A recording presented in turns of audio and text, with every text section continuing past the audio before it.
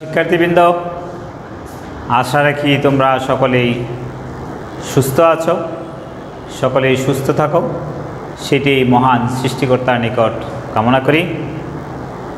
আমি আজ তোমাদের সকলকে বর্ণমালা আদর্শ উচ্চ বিদ্যালয় কলেজ আয়োজিত অনলাইন ক্লাসে স্বাগত জানাচ্ছি।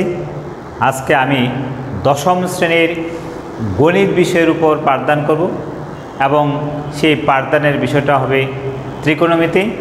এই ত্রিকোণমিতি চ্যাপ্টারটা আমরা যদি সিলেবাস সংক্ষিপ্ত করি, যারা এবার এসএসসি ক্যান্ডিডেট তাদেরকে যারা সরকার যে সংক্ষিপ্ত সিলেবাস করে দিয়েছে সেইখানেও কিন্তু এই অধ্যায়টা আছে।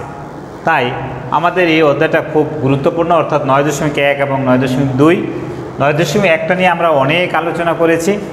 এখন আজকে আমি 9.2টা নিয়ে আলোচনা করব। এইখানে আমাদের যে বিষয়টা প্রয়োজন, ত্রিকোণমিতিক কোণের মান আর দুইটা ত্রিভুজ আর বিভিন্ন সূত্র, এই বিষয়গুলো আমাদের খুব প্রয়োজন হয়। এখানে বিভিন্ন ত্রিভুজ, দুইটা ত্রিভুজের ক্ষেত্রে এই ত্রিকোণমিতি বিষয়টা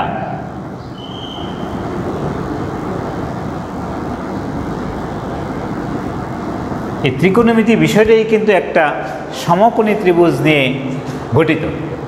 তাহলে প্রশ্ন হলো, স্যার সমকোণী ত্রিভুজ কাকে বলে? সমকোণী ত্রিভুজ হলো যে ত্রিভুজের একটা কোণ সমকোণ, অর্থাৎ এই কোণটা হলো আমার সমকোণ। তাহলে এই ত্রিভুজটাকে বলবো আমরা কি ত্রিভুজ? সমকোণী ত্রিভুজ। আবার এই ত্রিভুজের যদি একটা কোণ সমকোণ হয়, অর্থাৎ একটা বাহু আরেকটা বাহুর উপর যদি এইভাবে লম্ব হয় এবং এই কোণটা যদি সমকোণ হয়, তখন এই যে এইখান থেকে যদি আমরা এইভাবে ত্রিভুজ অঙ্কন করি, এইভাবে ত্রিভুজ অঙ্কন করি, তাহলে এই কোণটা হলো আমাদের সমকোণ। তাহলে এইটা হলো আমার একটা সমকোণী ত্রিভুজ। ঠিক তদ্রূপ এইভাবে আমরা অঙ্কন করেছি। এখন এই সমকোণী ত্রিভুজ দ্বয়ের মধ্যে কোনটা লম্ব, কোনটা ভূমি, কোনটা অতিভুজ, এইটা আমাদের চিন্তা করতে হবে। ঠিক আছে শিক্ষার্থীরা? এখন এই বিষয়টা কিভাবে আমরা চিন্তা করব? যেমন এইটা কি আমাদের সূক্ষ্ম কোণ।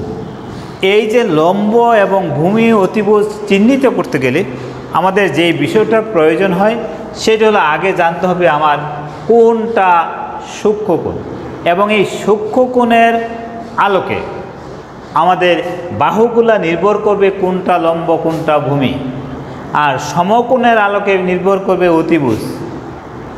এখন দেখো, সমকোণের বিপরীত বাহু অতিভুজ, অর্থাৎ এসিটা হলো এখানে অতিভুজ। ক্লিয়ার শিক্ষার্থীরা? এবং সূক্ষ্মকোণের বিপরীত বাহু লম্ব, এইটা হলো আমাদের লম্ব।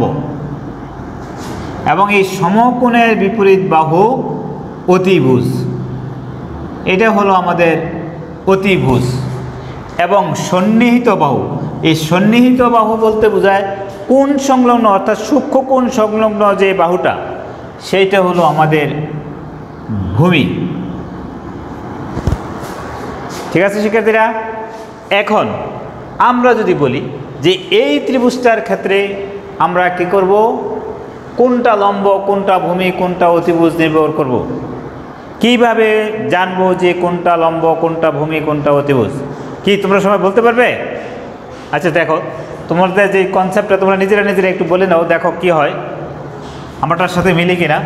এইটা হলো আমাদের সমকোণ, সমকোণের বিপরীত বাহু এই বাহু, তাহলে এইটা অতিভুজ। এখন প্রশ্ন হলো, তোমাদের লম্ব কোনটা ভূমি কোনটা? হয়তো অনেকে এই চিত্রটা দেখে বলবা যে স্যার এটা তো এরকম লম্বালম্বিভাবে আছে, তাহলে এইটাই লম্ব। কিন্তু না, আসলে বিষয়টা হলো এই সূক্ষ্ম কোণের সাথে সম্পর্ক। আগে কিন্তু কোনটা দেওয়া ছিল এইখানে, এখন কিন্তু কোনটা দেওয়া এই ত্রিভুজের জন্য এই জায়গায়। তাহলে আমাদের কি করতে হবে? তাহলে আমাদের চিন্তা করতে হবে এই সূক্ষ্ম কোণের বিপরীত বাহু এই বাহু। আমরা দেখো সূক্ষ্ম কোণের বিপরীত বাহু কি দিয়েছিলাম? লম্ব লিখেছিলাম। তাহলে এটা যদি সূক্ষ্ম কোণ হয়, এটার বিপরীত বাহু এটা, তাহলে এটা হবে আমাদের লম্ব। ঠিক আছে? এবং সন্নিহিত বাহু এটা হলো আমাদের ভূমি, এইটা হলো আমাদের ভূমি। ক্লিয়ার শিক্ষার্থী? এখন এইটা হলো আমাদের এই যে দুইটা ত্রিভুজ, এই দুইটা ত্রিভুজের কোনটা লম্ব, কোনটা ভূমি, কোনটা অতিভুজ, এইটা নির্ণয় করার বিষয়। তোমরা এরকম আমাদের এই 9.1 শিখেছো sine square theta plus cos square theta equal to 1, sine square theta equal to 1 minus cos square theta, cos square theta equal to 1 minus sine square theta, tan theta equal to sine theta divided by cos theta. এরকম অনেকগুলো সূত্র ছিল, 15টা সূত্র ছিল। এই সূত্রগুলো তোমরা পড়েছো এবং সবাই আশা রাখি এগুলো তোমাদের নজরে আছে এবং জানো। এখন এই যে অধ্যায়টা বললাম, এই অধ্যায়টা জানতে গেলে আমাদের এই যে কোণগুলো, এই যে সূক্ষ্ম কোণ, এই যে সূক্ষ্ম কোণগুলো, এই কোণের মানগুলো আমাদের জানতে হবে, এক একটার জন্য এক একটার মান। এখন এইখানে আমাদের 4টা কোয়াড্র্যান্ট আছে, এরকম একটা ত্রিভুজ আছে। এটা যদি x অক্ষ হয়, এটা হলো y অক্ষ। এই প্রত্যেকটা ঘরে 90 ডিগ্রি করে পরিমাণ।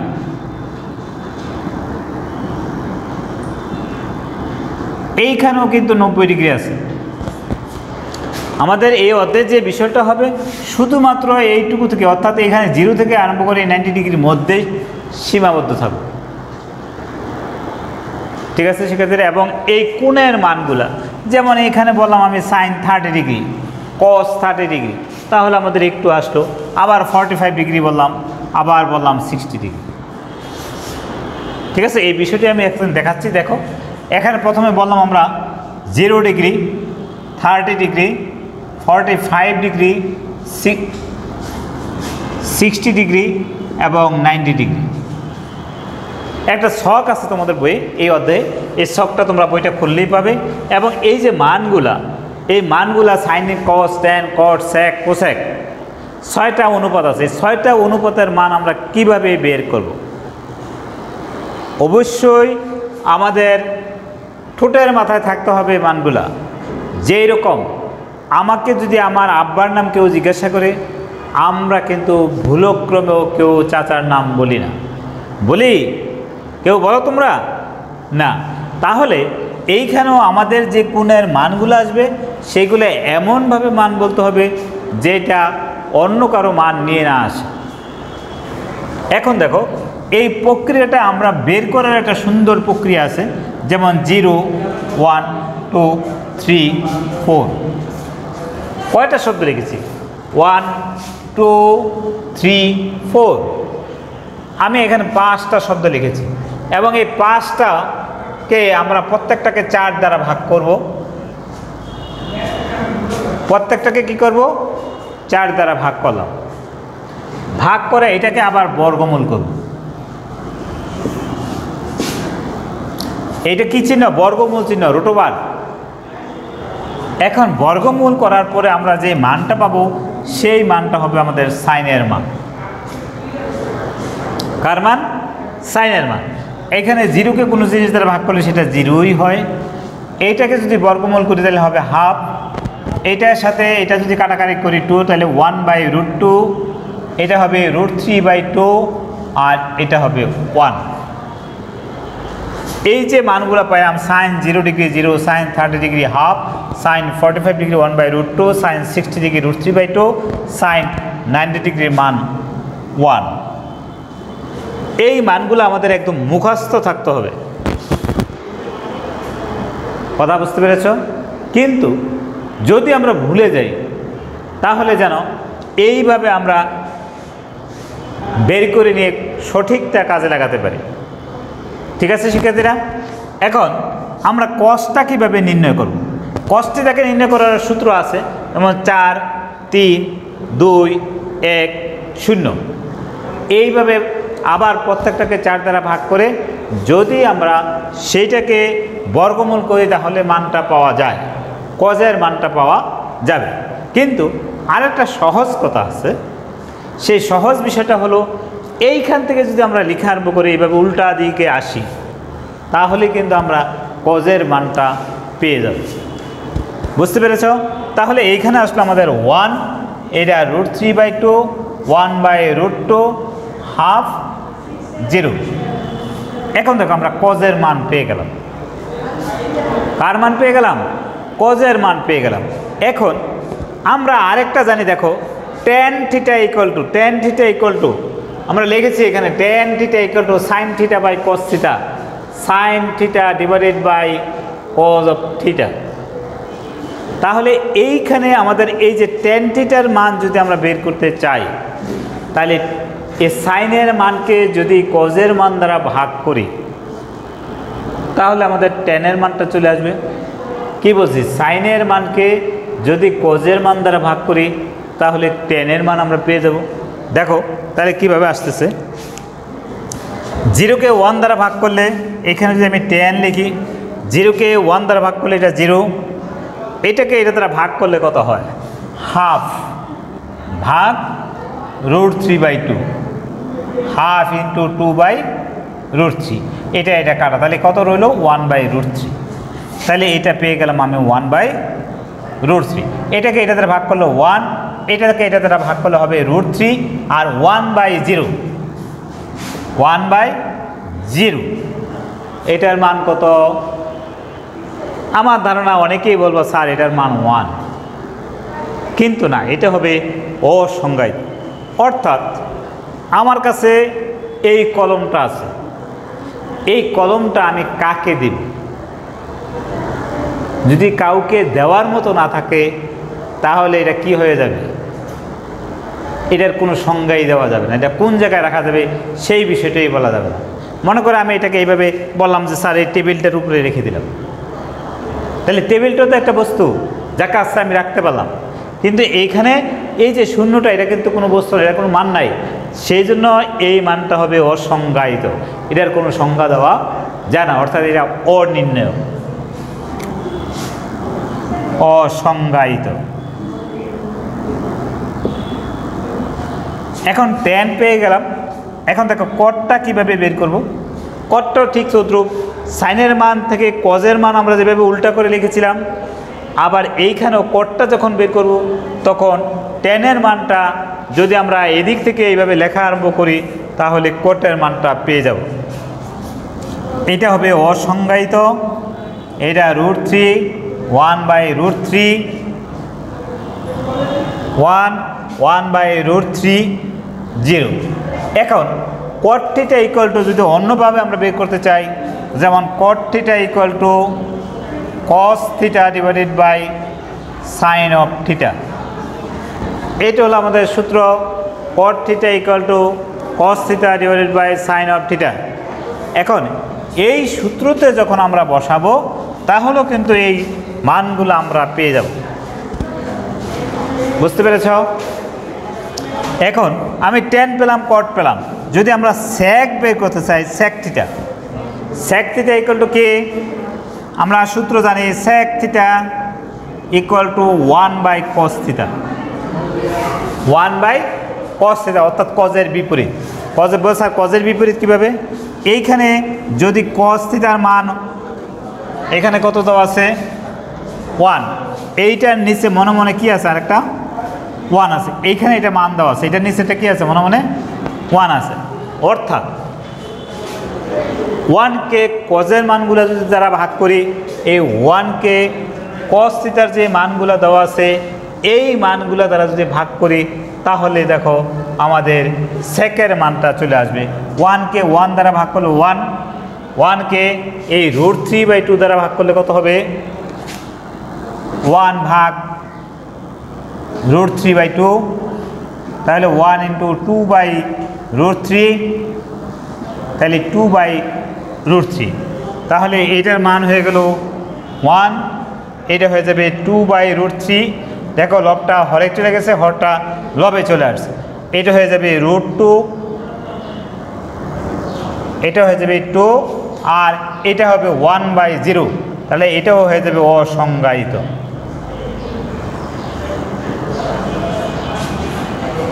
সেক পেয়ে গেলাম। তাহলে এখন কোসেক থিটাও ঠিক এরকম উল্টা করে লিখতে হবে, অসংজ্ঞায়িত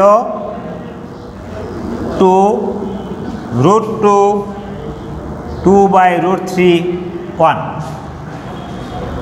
এখন দেখো সাইনের মানটাকে আমরা যখন উল্টা করে আসছি তখন কিন্তু কজের মান পেয়ে গেছি, আবার টেনের মানকে যখন আমরা এরকম উল্টা করে আসছি তখন এই মানটা পেয়ে গেছি, আবার সেকের মান যখন উল্টা করে আসছি তখন আমরা কোসেকের মান পেয়ে গেছি।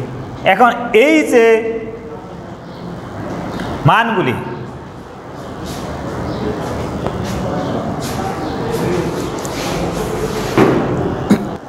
তাহলে আমাদের এই যে মানগুলা, এই মানগুলা আমাদের অবশ্যই কি করতে হবে, নখে দর্পণে থাকতে হবে। আর যেটা এতক্ষণ দেখালাম এই বিষয়টা হলো যদি আমরা ভুলে যাই তাহলে এই প্রক্রিয়ায় আমরা এই মানটা বের করে নিতে পারি। বুঝতে পেরেছো শিক্ষার্থীরা? এইটা হলো আমাদের ভুলে যাওয়ার পর প্রক্রিয়া, কিন্তু আমি প্রথমে শেখার জন্য এটাকে বুঝেই শিখব। বুঝে শিখলে বিষয়টা যা দাঁড়াবে সেটা হলো আমি একটা মান মুখস্থ করলে, যেমন সাইনের মান মুখস্থ করলে আমি কজেরটা ইজিলি করতে পারবো, যেমন সাইন 60 ডিগ্রি কস 30 ডিগ্রি, আবার sine 0 degree cos 90 degree, sine 90 degree cos 0 degree. এই যে টেকনিক, এই টেকনিকটা তোমাদের শিখতে হবে, জানতে হবে, বুঝতে হবে, তাহলেই তোমরা এই বিষয়টা খুব সহজে করে ফেলতে পারবে।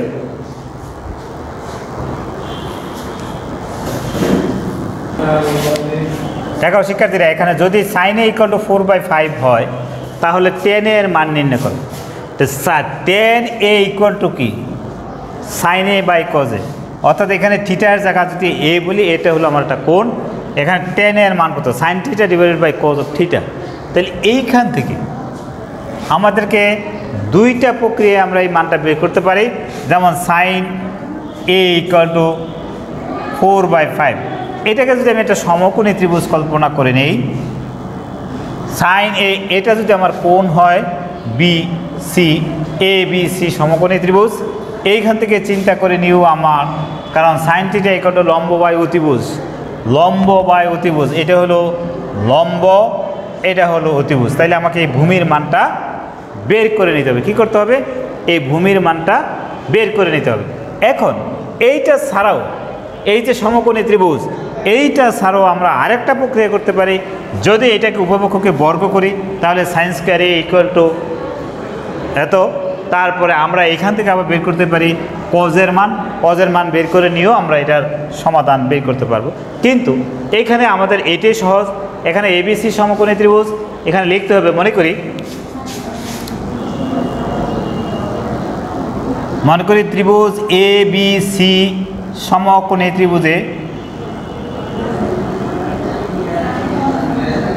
ত্রিভুজে বি কোণ সমান এক সমকোণ, বি কোণ সমান এক সমকোণ। এখানে বি কোণ সমান এক সমকোণ, এখানে লম্ব বিসি ইজ ইকুয়াল টু 4, অতিভুজ এসি ইকুয়াল টু 5, অতিভুজ এসি ইকুয়াল টু 5। পিঠা করা আছে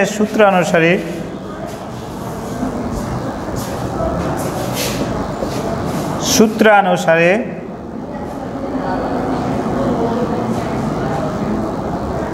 অতিভুজ স্কয়ার ইকুয়াল টু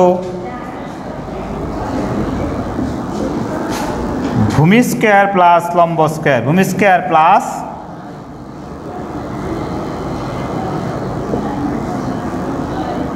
লম্ব স্কয়ার, অতিভুজ স্কয়ার ইকুয়াল টু ভূমি স্কয়ার প্লাস লম্ব স্কয়ার। এখানে আমার ভূমির মান জানা নাই, অতিভুজের মান জানা আছে। 5 হোল স্কয়ার ইকুয়াল টু ভূমি হলো এবি, অর্থাৎ এবি স্কয়ার প্লাস লম্ব হলো 4 স্কয়ার। তাহলে AB square equal to 5 square minus 4 square, তাহলে A B equal to 25 minus 16 root. সুতরাং এ বি ইকুয়াল টু 25 থেকে 16 গেলে 9, 9কে যদি বর্গমূল করি তাহলে আসতেছে 3, তাহলে এইটার মান পেয়ে গেলাম আমরা 3। সুতরাং tan a equal to tan theta equal two কি, লম্ব বাই ভূমি, টেরা লম্বা ভূত, তোমরা পড়েছ আগে, টেরা লম্বা ভূত অর্থাৎ লম্ব ভূমি, কার আলোকে, সূক্ষ্ম কোণের আলোকে, কার আলোকে? এই যে সূক্ষ্মকোণটা ছিল, এই সূক্ষ্মকোণের আলোকে সূক্ষ্মকোণের বিপরীত বাহু লম্ব এবং সন্নিহিত বাহু কি? ভূমি। তাহলে লম্ব বাই ভূমি অর্থাৎ এ বি ডিভাইডেড বাই লম্ব হলো কি? BC by A B. তাহলে বিসি কত? 4, নিচে হলো 3। এইটাই হলো আমাদের সমাধান। এইভাবে সমাধান করতে হবে।